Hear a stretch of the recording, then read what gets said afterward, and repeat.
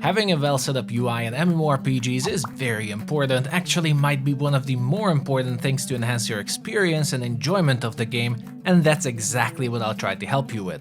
Keep in mind Lotro is a fairly older title and a lot of interface settings in general are also very personal and subjective, so I'll try to keep things to general stuff, and if there's anything you'd like to add, share them in the comment section for others to see.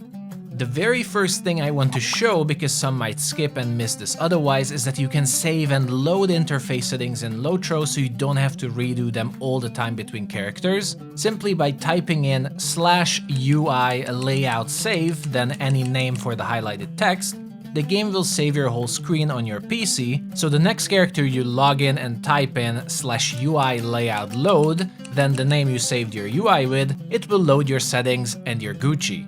So how do we begin changing our interface? There's a default hotkey for Lotro, Ctrl+/, that will enable your UI editing feature, where you can start moving all the different aspects of the game. This will be incredibly confusing at first, so I recommend taking it slow and even going to a target dummy or different combat scenarios where you can live edit different parts, so just take it slow. The most important section most players move around are definitely your vitals. Some prefer it in the corner, some move it right above the action bars, especially raiders. I personally like them right on the top. It's a good mix of better visibility and effectiveness for me. Moving your UI is completely subjective, so the only bonus I would show here is that you can download a plugin for Lotro called Interface Grid that will create a grid on your screen to help align all the different windows so they don't look like an absolute mess and bug you all the time.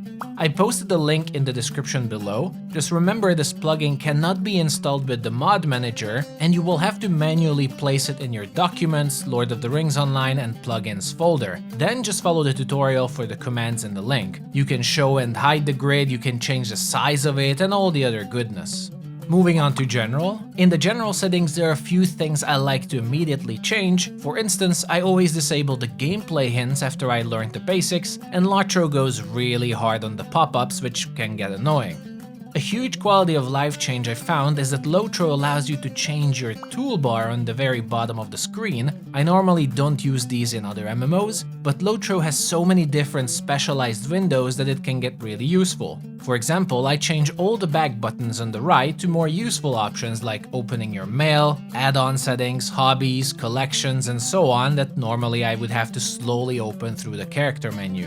Another nice minor quality of life setting are the arrows when you pick up a quest. You can change the font size of the window here to make them more readable, which is great especially for higher resolutions, and if you're wondering what the two other buttons are, they're options to filter out quests you never ever want to see again, so they will be disabled. You can disable this filter in the filter panel by pressing Alt+R. Another thing I do on almost every character of mine is merge my inventory bags. By pressing the cogwheel in your main bag, you will be allowed to drag inventory slots between your bags and create one major bag instead of many smaller ones. I personally like one big bag and a small bag for the important things I want separate. If we're talking about inventory, I can't miss out on the option of always loot all in your UI settings, because while I do like the option that you can keep your loot for an hour, it does get annoying to confirm them, especially when gathering resources as a crafter.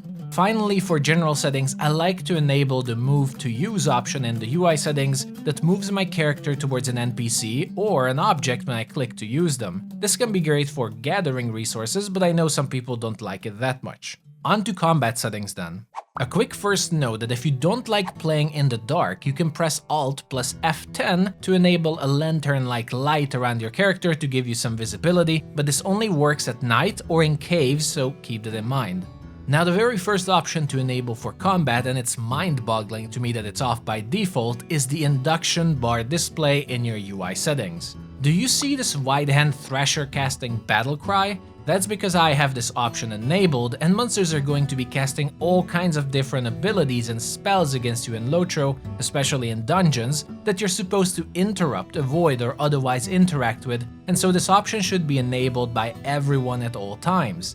If you want to go further with this, you can even enable selection vital bars in the UI settings to show little bars above your selection. The next extremely useful option to enable in combat options is show the vitals of your selection's target. What this does is it enables a little window that shows who your target is selecting and show their vital signs while also highlighting them with a purple or pink circle in the game. This is normally what's called an assist window and helps you see who a monster is targeting in case you're a healer or a tank, for instance, or if you're a DPS, then which monster your tank is attacking, so you can all focus on the same target and help aggro or threat management. To go even further on this part, there's also the enable skill target forwarding option here in combat options, and what this enables is that if you target a friendly, like your tank, then your actions will automatically be forwarded to the target of your target, in this case, whoever your tank is attacking. So in combination with your previous setting, now you can not only see who's your selection's target, but if you press any abilities, you can even attack that target yourself without having to do anything special. While this is great for all players, it is especially useful for healers to be able to heal a person and throw out a few aggressive attacks against that player's target if you have the time, but without having to switch anything. Really great option. This can also be done on a bigger scale in a fellowship by enabling the show assist window in combat options that will give you the opportunity to add members of your fellowship onto an assist window where you can see the target of multiple players and just click on those targets or see their vitals as you wish, giving you more visibility and control of a fight.